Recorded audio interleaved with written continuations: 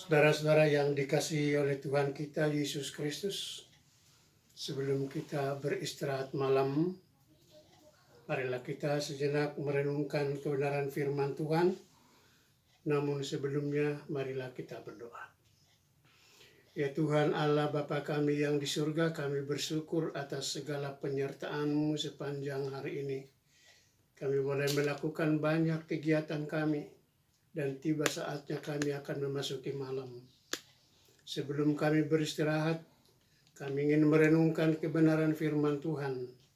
Kiranya Engkau yang menguasai hati pikiran kami, supaya kami mengerti apa yang Tuhan kehendaki dalam kehidupan kami. Terpuji nama-Mu Bapa kekal selamanya, dalam nama Tuhan Yesus. Amin. Firman Tuhan yang akan kita renungkan bersama diambil dari Injil Lukas, pasalnya yang ke-18, mulai dari ayat 15 hingga 17. Demikian firman Tuhan di atas judul, Yesus memberkati anak-anak. Maka datanglah orang-orang membawa anak-anaknya yang kecil kepada Yesus, supaya ia menjamah mereka. Melihat itu, murid-muridnya memarahi orang-orang itu. Tetapi Yesus memanggil mereka dan berkata, "Biarkanlah anak-anak itu datang kepadaku, dan jangan kamu menghalang-halangi mereka. Sebab orang-orang yang seperti itulah yang empunya kerajaan Allah.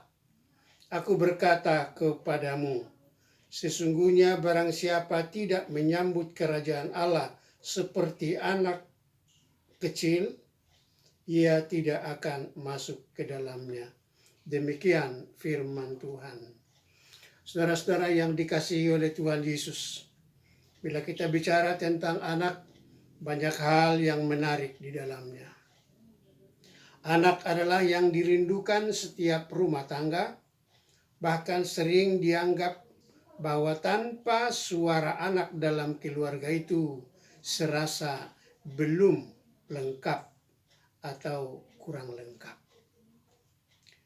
Bahkan di kalangan orang Batak, anak itu disebut tampuk ni pusu-pusu, urat ni ate-ate, si jujung goar, si perbagaon, dan banyak lagi sebutan yang lain.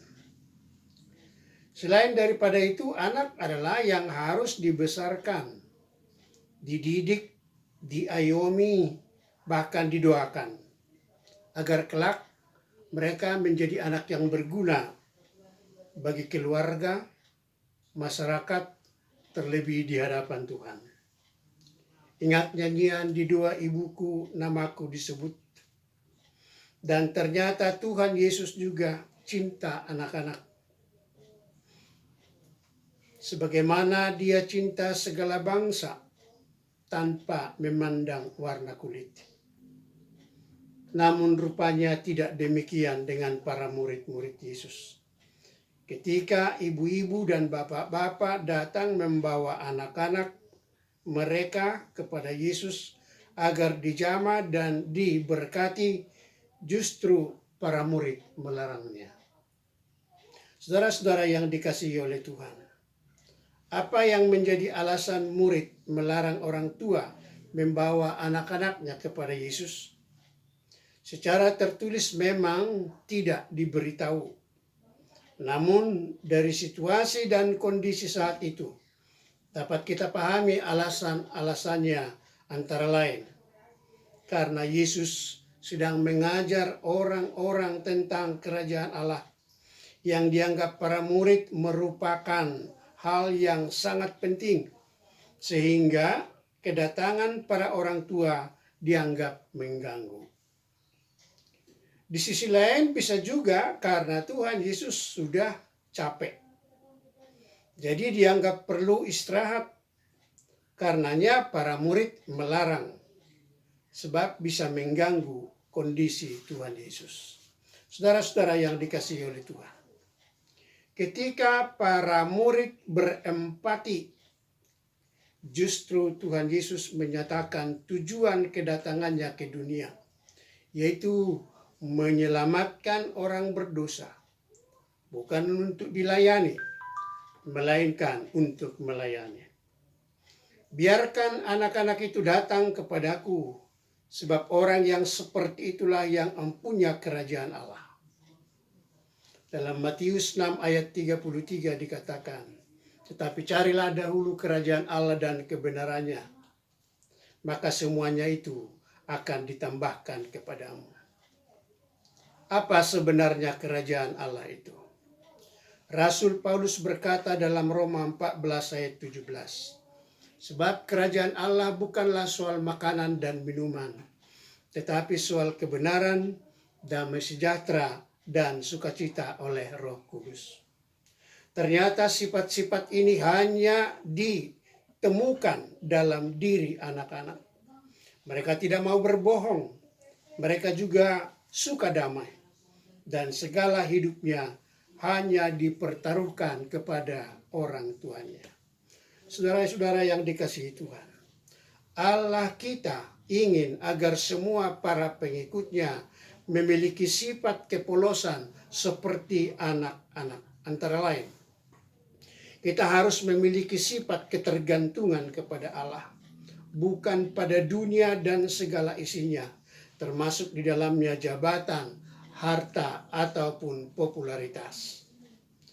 Allah ingin agar kita punya rasa yakin yang sesungguhnya akan pemeliharaan Allah, bahwa hanya di dalam Dia kita memperoleh segala kebutuhan baik jasmani maupun rohani.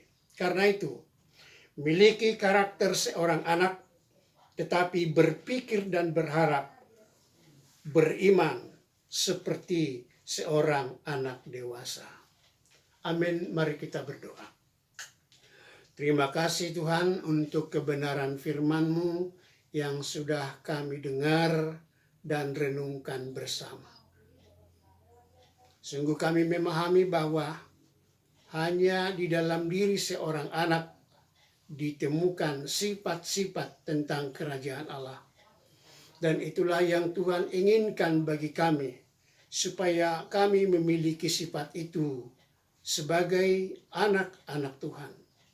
Biarlah kami sungguh hanya berharap dalam tangan pengasihan-Mu segala sesuatu yang kami butuhkan tersedia. Berkati jemaat-Mu dimanapun berada. Dan di saat kami akan beristirahat malam, Tuhan yang menjaga kami, supaya besok kami boleh bangun dengan penuh sukacita, tenaga yang baru untuk melakukan kegiatan kami, terlebih untuk memuliakan nama Tuhan. Terima kasih Bapa. Ampuni dosa dan salah kami, dan dengarkan doa kami dalam nama Tuhan Yesus. Amin.